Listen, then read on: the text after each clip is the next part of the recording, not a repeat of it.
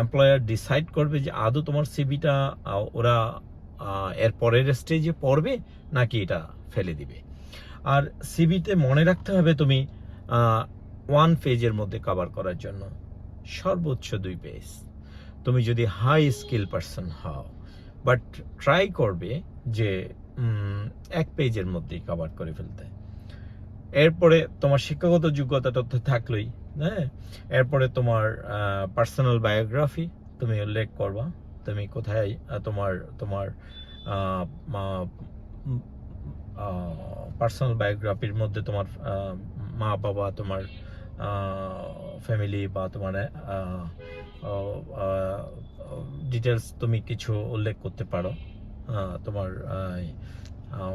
basically তোমাকে যেটা নিয়ে ফোকাস করতে হবে সেটা হচ্ছে তোমার রেসপন্সিবিলিটিগুলো কী ছিল প্রিভিয়াস